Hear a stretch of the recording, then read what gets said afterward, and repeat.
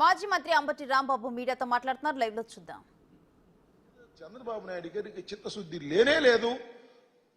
పోలవరంలో వచ్చేటటువంటి డబ్బుల మీద మాత్రమే ఆయనకి చిత్తశుద్ధి ఉంది అనే విషయాన్ని మరొకసారి గుర్తు చేస్తున్నాను. నేను చెప్పింది కాదు, వారి పార్ట్నర్ గా ఉన్నటువంటి మోడీ గారే అది ఏటీఎం గా ఉపయోగించుకుంటున్నారనేటువంటి మాట చెప్పినటువంటి సందర్భాలు ఉన్నాయని కూడా ఈ సందర్భంగా నేను మనవి చేస్తున్నాను.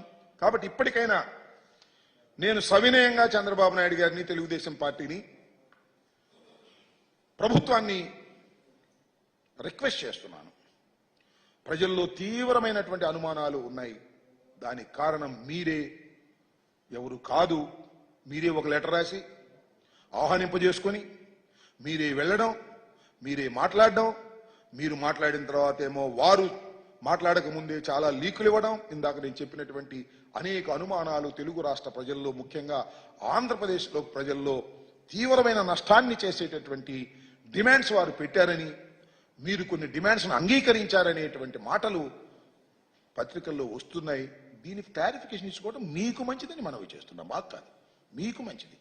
లేకపోతే మీరు నష్టం చేస్తున్నారు రాష్ట్రానికి అనేటువంటి భావన, రెండు కళ్ళు కాబట్టి రెండింటినీ సమానంగా చూసుకుంటున్నారు, అవసరమైతే మన రాష్ట్రంలో ఉన్న కొన్ని హక్కుల్ని వారి రాష్ట్రానికి ఇస్తారు అనేటువంటి భావన కలిగేటటువంటి అవకాశం ఉన్నది. కాబట్టి సత్వరమే మీరు సమాధానం చెప్పండి. మీరు సమాధానం చెప్పకపోతే ఎవరు అనుకోవాల్సింది వాళ్ళు అనుకుంటారు. తీవ్రంగా మీకే నష్టం ఈ ప్రభుత్వానికి జరుగుతుంది, రాష్ట్రానికి జరుగుతుందని కూడా ఈ సందర్భంగా నేను చెప్పదలుచుకున్నాను. కమిటీ వేశారు. అదేదో పూర్వం ఏదో సినిమా మన టీవీలో వచ్చేది ఋతురాగాలని సీరియల్, ఎన్ని సంవత్సరాలు నడిచిందో అన్ని సంవత్సరాలు నడిచింది. ఈ కమిటీలు కూడా అన్ని సంవత్సరాలు నడుస్తుంది. నేను ఒక మాట చెప్తా. ఆల్రెడీ జగన్మోహన్ రెడ్డి గారు మాట్లాడటం, కేంద్రంతో సిఎస్లతో మీటింగ్ వేయటం, బేడీతో ఒక కమిటీని వేయటం, కొంతవరకు ముందుకు వెళ్ళినాయి. మళ్ళీ వెనకొచ్చారు. మళ్ళీ రేవంత్ రెడ్డి, చంద్రబాబు నాయుడు గారు కూర్చొని మాట్లాడుకోవడం, ఏం జరిగింది ఎవరికి చెప్పకుండా పారిపోయి రావడం. This is not at all correct. ప్రజాస్వామ్యంలో ఇది కరెక్ట్ కాదు. ఒక ముఖ్యమంత్రిగా మీరు చేస్తున్నది కూడా కరెక్ట్ కాదనే విషయాన్ని దయచేసి అర్థం చేసుకోండి. నేను మనవి చేస్తున్నా, ఎమ్మటే క్లారిఫికేషన్ ఇవ్వడం మీకు మంచిది, ప్రజలకు మంచిది. లేదు మా ఇష్టం, మాకు సాగుతుంది, మేము చెప్పాల్సిన అవసరం లేదు, అవసరమైతే తిరుపతి గుడిలో కూడా ఇచ్చేసేస్తాం, దైవాన్ని కూడా ఇచ్చేస్తాం, లేదా తీర ప్రాంతంలో కూడా ఇస్తాం, మాకు రెండు కళ్ళు, మా రెండు సమానమే, మా తెలుగుదేశం పార్టీ కూడా అక్కడ ఉంది కాబట్టి రాబోయే కాలంలో తెలుగుదేశం బాగా పెరగాలంటే మనం కొంత ఇస్తామంటే ఉపయోగం జరిగిద్దని పిచ్చి ఆలోచనలు చేశారా? ఎక్కడైనా పోతారు. అది ఆలోచించుకోమని ఈ సందర్భంగా నేను చెప్పదలుచుకున్నాను.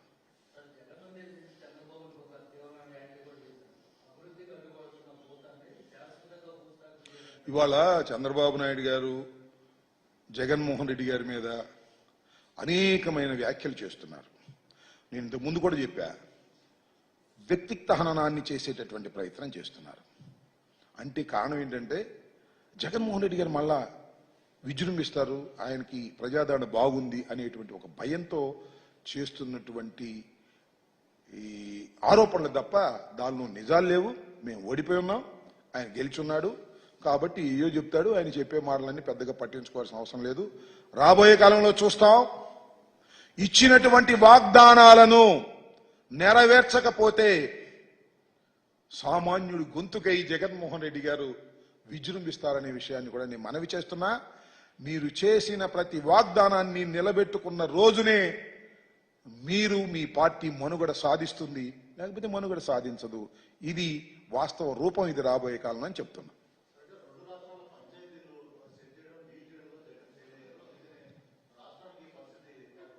రెండు రాష్ట్రాల పంచాయతీనా? ఏం పంచాయతీ ఉంది? చాలా పంచాయతీలు ఉన్నాయి. డీల్ చేయటంలో అట్ట అనుకుంటే ఇంకోటి కూడా అనుకోవచ్చు కదా. చంద్రబాబు నాయుడు గారు 5 సంవత్సరాల్లో డీల్ చేయడంలో ఫెయిల్ అయితేనే కదా మళ్ళీ జగన్మోహన్ రెడ్డి గారి దగ్గరికి వచ్చింది. సో ఇది ఏం జరిగిద్దంటే, నేను ఒకటి చాలా స్పష్టంగా చెప్పదలుచుకున్నా. కొన్ని విషయాలు ఖచ్చితంగా చాలా సీనియర్ అడ్మినిస్ట్రేటర్, చాలా అనుభవం ఉన్న వ్యక్తి, కేంద్రంలో చక్రం తిప్పినటువంటి వ్యక్తి, భారతదేశంలోని సీనియర్ పొలిటీషియన్ అయినటువంటి నారా చంద్రబాబు నాయుడు గారు, ఇవన్నీ ఆయన చెప్పుకుని నేనేం చెప్పేవి కాదు, అట్టర్ ఫెయిల్యూర్ వల్ల ఈ సమస్య వచ్చిందని మనవి చేస్తున్నాం. చూడండి మీరు ఒకసారి. విభజన చట్టంలో ఉన్నటువంటి అంశాలు, ప్రత్యేక హోదా హామీ. ఎందుకు ప్రత్యేక హోదా వదిలేశావు ఆ రోజున? ఎందుకు ప్రత్యేక ప్యాకేజీకి వచ్చావు? ఇవాళ ఎందుకు అడగడం లేదు ప్రత్యేక హోదా? చెప్పండి. ప్రత్యేక హోదా గురించి నువ్వు నల్ల షర్ట్లు వేసుకుని శాసనసభలో నువ్వు అక్కడ గందరగోళం చేసావు కదా నువ్వు అధికారంలో ఉన్నప్పుడు. ఇవాళ నీ మీద ఆధారపడేటువంటి ప్రభుత్వం వచ్చిన తర్వాత మీరెందుకు ప్రత్యేక హోదాని అడగడానికి కూడా భయపడుతున్నారు? చెప్పండి సమాధానం. నేను మనవి చేస్తున్నా, 5 సంవత్సరాలు నువ్వు ముఖ్యమంత్రిగా మీరు ఎన్నుకోబడ్డారు రాష్ట్ర ప్రజల ద్వారా. శభాష్, మాకు 67 వచ్చాయి, మీరు అధికారంలోకి వచ్చారు. బహుశా అప్పుడు విభజించబడినటువంటి రాష్ట్రానికి అన్యాయం జరిగింది కాబట్టి, అన్యాయం జరిగిన రాష్ట్రానికి అనుభవజ్ఞుడైనటువంటి చంద్రబాబు నాయుడు గారు వస్తే బాగుంటుందని వేశారు. ఎందుకు వేశారో ఓట్లు వేశారు, మీరు అధికారంలోకి వచ్చారు. అనుభవజ్ఞులు 5 సంవత్సరాలు ఏం చేశారబ్బా? 5 సంవత్సరాలు మీరు చేసింది ఏంటి? కేసులో ఇరుక్కోకుండా తప్పుకోవడం కోసం ఆంధ్ర రాష్ట్రాన్ని పణంగా పెట్టారే.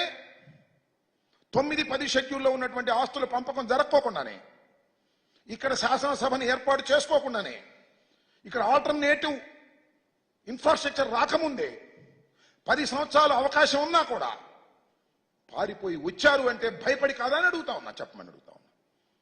చంద్రబాబు నాయుడు గారు ఇన్ని ద్రోహాలు చేసి, సరే వాళ్ళు చెప్తున్నాడు ఆయన గెలిచాడు కాబట్టి రకరాలు, ఎన్నో ద్రోహాలు విడిపోయిన రాష్ట్రానికి చేసినటువంటి వ్యక్తి నారా చంద్రబాబు నాయుడు గారు. అనాలంటే ఆయనకి పెద్ద కంఠం, 5-6 ఛానల్స్ అన్నీ చూపిస్తాయి. జగన్మోహన్ రెడ్డి గారు దుర్మార్గుడు, జగన్మోహన్ రెడ్డి గారు దెయ్యం, ఇలాంటి పిచ్చి మాటలన్నీ మాట్లాడే కార్యక్రమం చేస్తున్నాడు తప్ప, మీరు ఆంధ్ర రాష్ట్రానికి ద్రోహం చేసింది, విడిపోయినటువంటి రాష్ట్రానికి 2 సార్లు ద్రోహం చేస్తున్నారు. ఇవాళ కూడా మీరు ద్రోహం అయింది. ఈ మీటింగే పెద్ద ద్రోహం. ఈ మీటింగ్ వల్ల కొత్త డిమాండ్స్ వచ్చాయి. వాళ్ళకి కొత్త డిమాండ్స్ పెడుతున్నారే, తిరుమల తిరుపతి దేవస్థానంలో వాటా కావాలని, అలాగే పోర్ట్స్లో వాటా కావాలని, ఎప్పుడో విభజన చట్టం ప్రకారం వచ్చేసినటువంటి 7 గ్రామాలు వెనక్కి రావాలని, 7 మండలాలు వెనక్కి రావాలని కొత్త డిమాండ్స్కి ఆస్కారం ఇచ్చారా మీరు? ఏమిటిది? What is this? ఏం చేస్తున్నారు మీరు? ఈ రాష్ట్రానికి న్యాయం చేస్తున్నారా, అన్యాయం చేస్తున్నారా? సో ఎన్నైనా జగన్మోహన్ రెడ్డి గారిని అనేటువంటి కార్యక్రమంలో చంద్రబాబు నాయుడు గారు ఉన్నాడు. చంద్రబాబు నాయుడు గారి ద్రోహం వల్లనే ఈ రాష్ట్రానికి విభజన చట్టం ప్రకారం రావాల్సినటువంటి రాయితీలు రాకోకుండా పోయాయనే విషయాన్ని దయచేసి గమనించాలని కూడా మనం చేస్తున్నాం.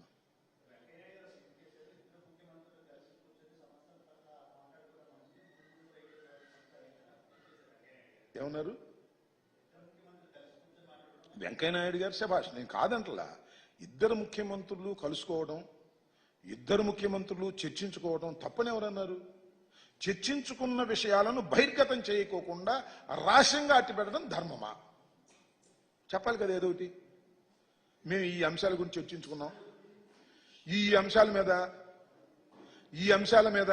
మేము ఏకాభిప్రాయానికి వచ్చాం, ఈ అంశాలు ఏకాభిప్రాయం రాకపోవడం వల్ల కమిటీ వేశాం అని చెప్పాలి కదా. ఎందుకు చెప్పడం లేదు? ఎందుకు దాస్తున్నారు? రహస్య మీటింగా? మీ వ్యక్తిగత ఏజెండాలు ఏమైనా మాట్లాడుకున్నారా ఏంటి? మరి కారణం చెప్పాలిగా. డిస్క్లోజ్ ఇట్ అని అడుగుతా ఉన్నా. శభాష్, 2 ముఖ్యమంత్రులు రేవంత్ రెడ్డి గారు మన అలాగే చంద్రబాబు నాయుడు గారు కలుసుకోవడం, చర్చించుకోవడం శభాష్, మాకేం అభ్యంతరం లేదు. ఏం చర్చించుకున్నారు చెప్పాలి కదా. చెప్పడం లేదంటే అది పవిత్రమైనటువంటి సమావేశం ఎలా అవుతుంది అనేది నా పాయింట్.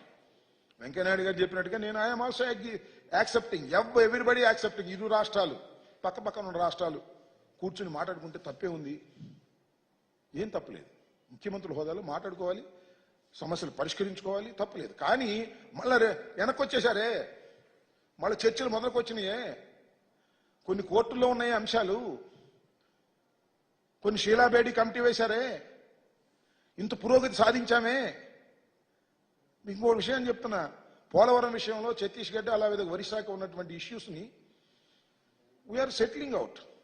నేను ఇంకోటి కూడా మనవి చేస్తున్నా, ఈవెన్ సిడబ్ల్యూసి కోర్టులో, సెంట్రల్ వాటర్ కమిషన్ కోర్టులో అఫిడవిట్ ఇచ్చింది. ఏమని? పోలవరం వల్ల ఒరిస్సాకి ఛత్తీస్గఢ్కి ముప్పు రాదు అని క్లియర్గా ఇచ్చేశారు.